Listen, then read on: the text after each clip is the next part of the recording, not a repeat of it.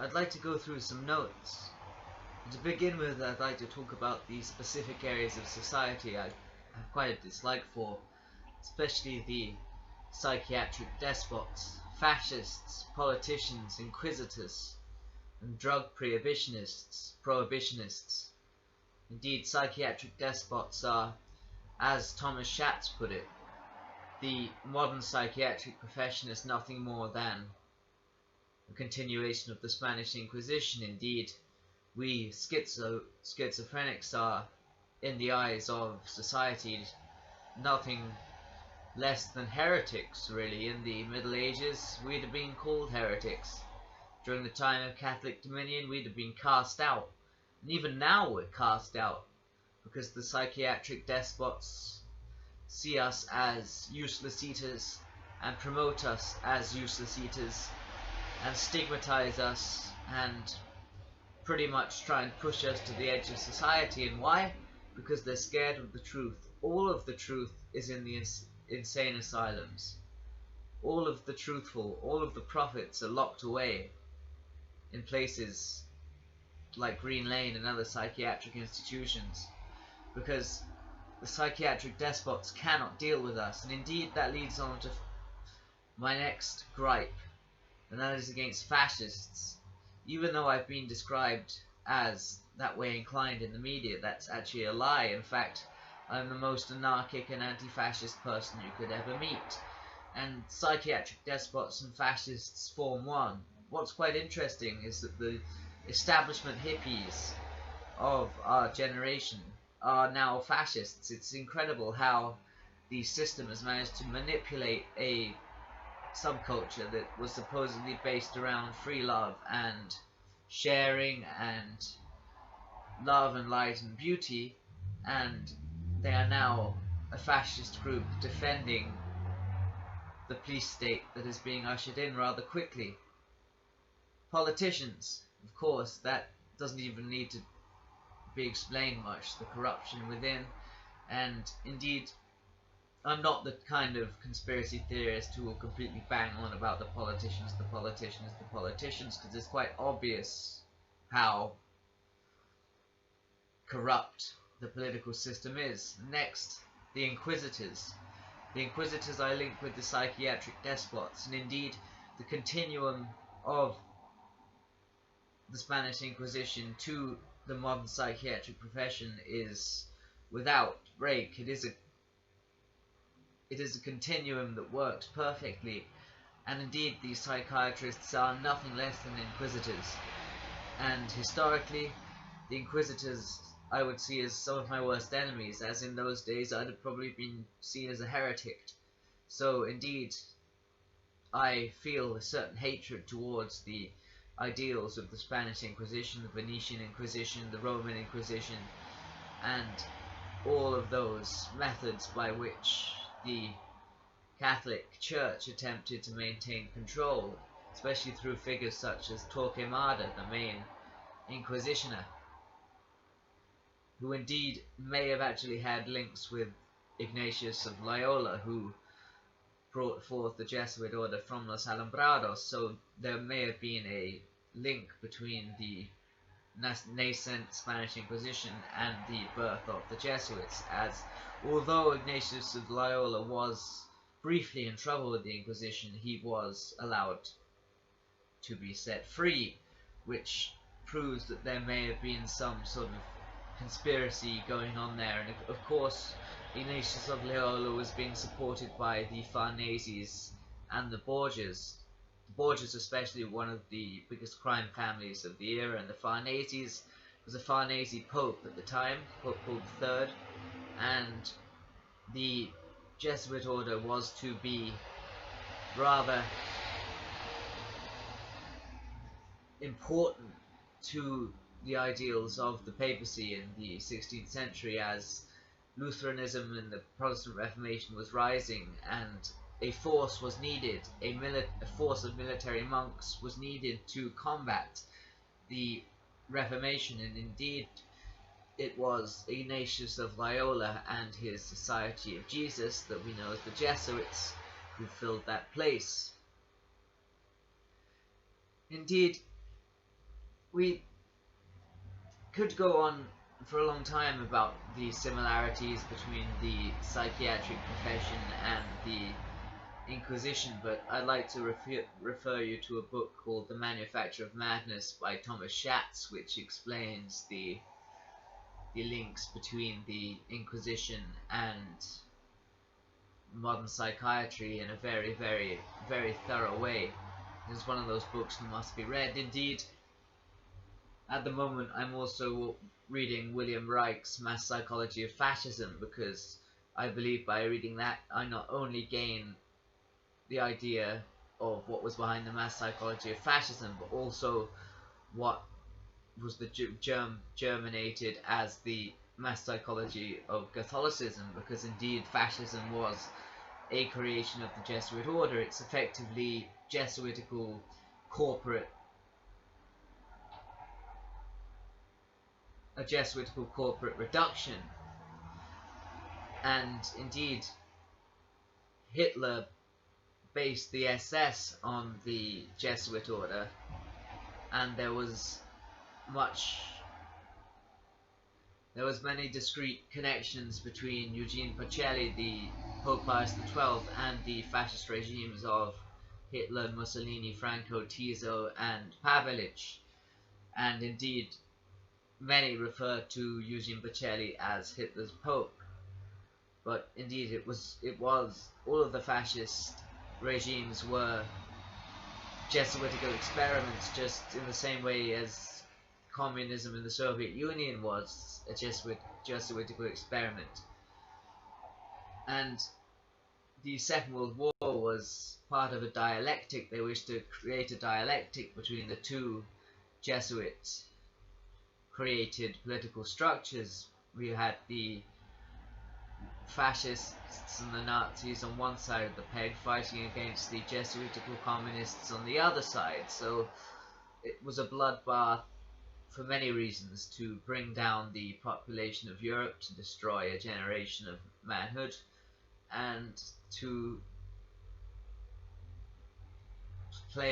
work out the next stages of Jesuit geopolitics, as the culmination of the Second World War resulting in the United Nations, and the creation of the United Nations is another step forward for Jesuit world domination.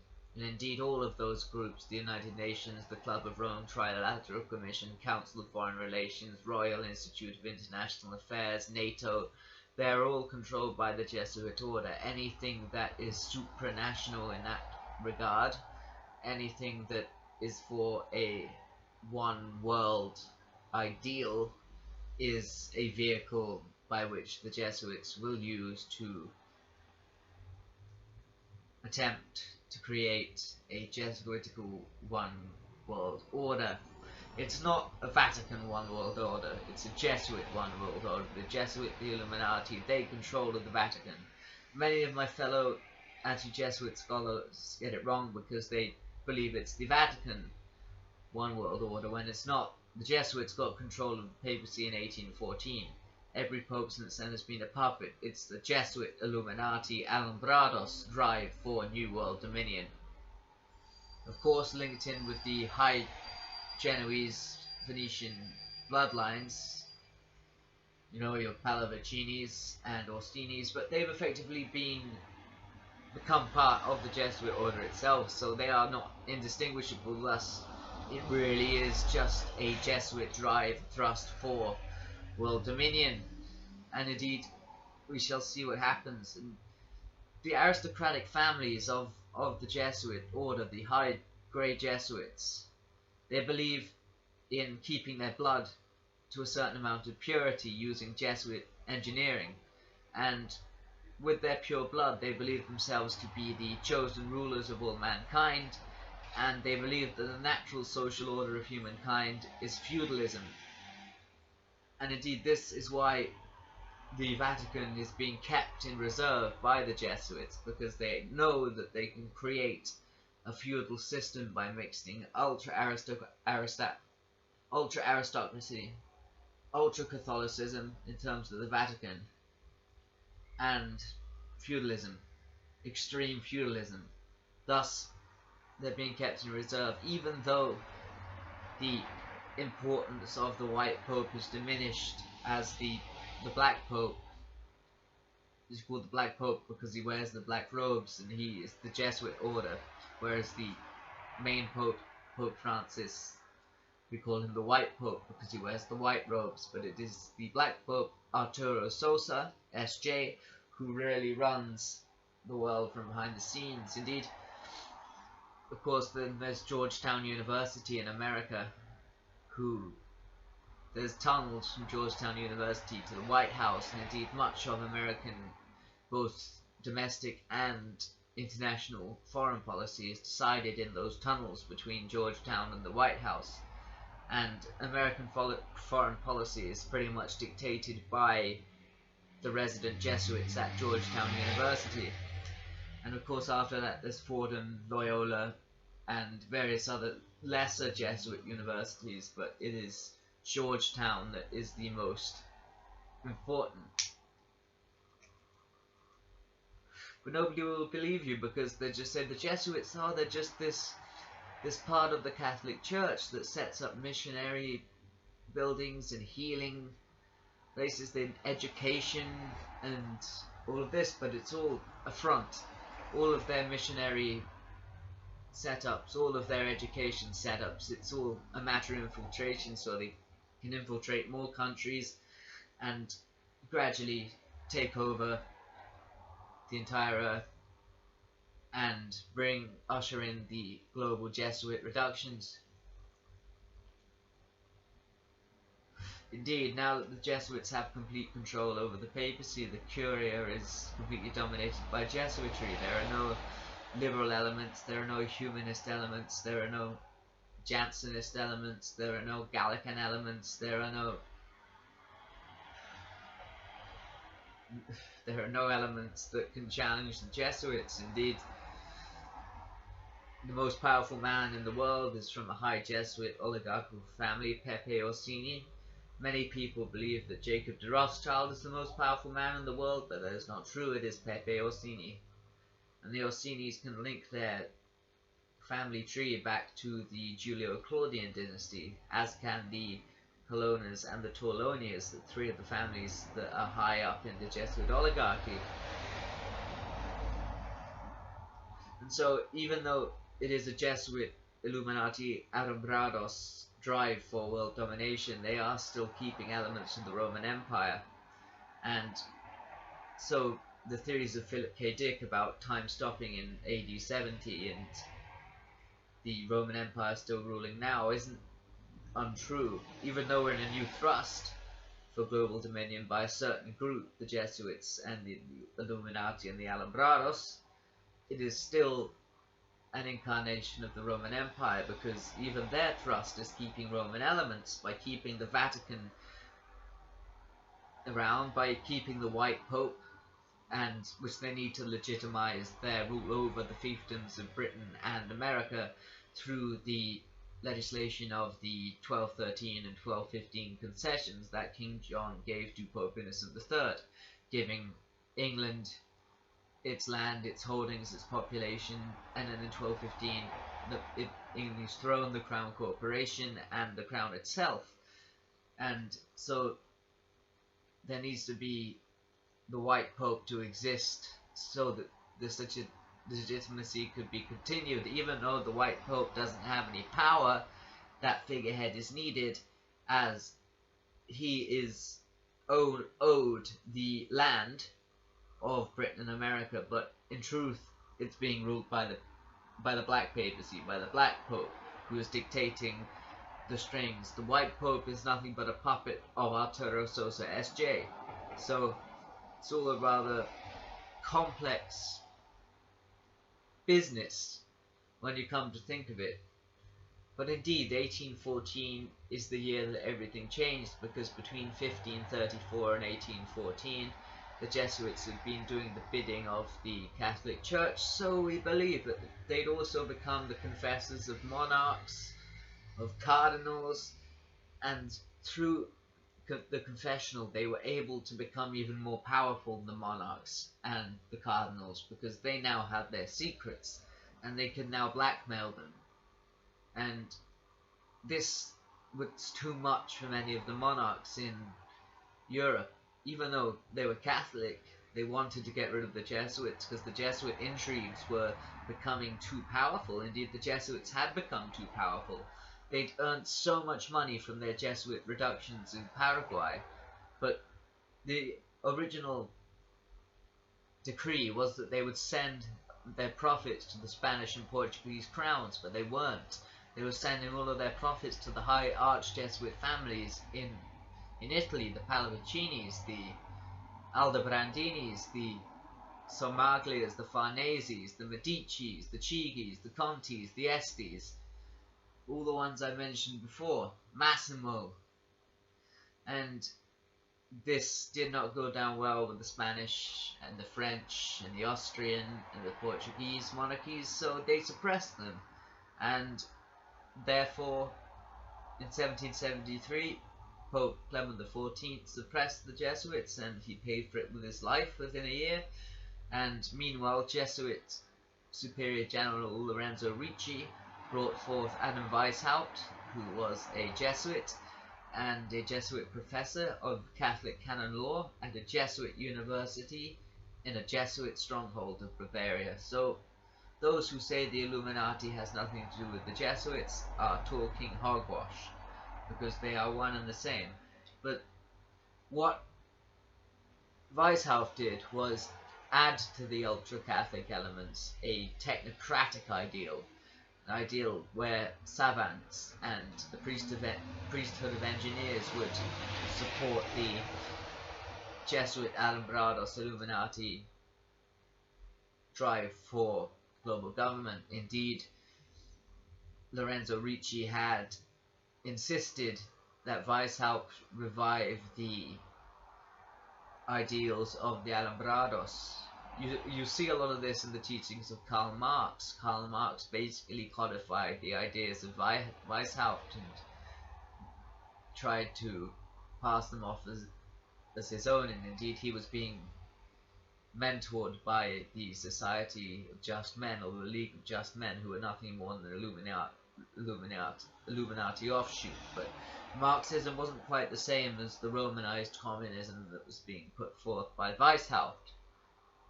But the Jesuits were quite happy to try out an experiment in Marxism, with Marxist-Leninist Bolshevism in the Soviet Union, and this they did. And they were able to contain it with Stalin's socialism in one country. They had problems during the Cold War because many places across the world, Central America, South America, Africa, Vietnam, all these places suddenly decided they wanted to have a go at socialist communism. And so the Jesuits utilized the CIA and the American ground forces because they wished to contain their experiment in technocratic reductions within the Soviet Union and the nations of the Warsaw Pact. Any nations outside of that would be too much for the experiment, so they utilized the CIA and the American military to put down as many rebellions as they can. We see a lot of this with Reagan's tactics in the 1980s when he went against the Sandinistas and funded a lot of right-wing death squads in Central America and also places like Grenada. And this was all part of the Jesuit plot. Indeed, some people believe that Reagan's tactics were actually a continuation of the Counter-Reformation, because he was supporting his own papal fief against the possibility of free-thinking liberals, because a lot of those governments in Central America were not quite socialist communist. They were more straight down liberal leaning, and this didn't go down well with the Americans, as they wished for to reinstate the power of the archbishops in that area. So the policies of Reagan during the 80s could be seen as counter-reformationary. Indeed, he was behaving in a very similar way to how the Jesuits did during the 1500s when they were trying to convert princes back from Protestantism to Catholicism, and if they did not convert, they would send in their death squads. So there are parallels everywhere.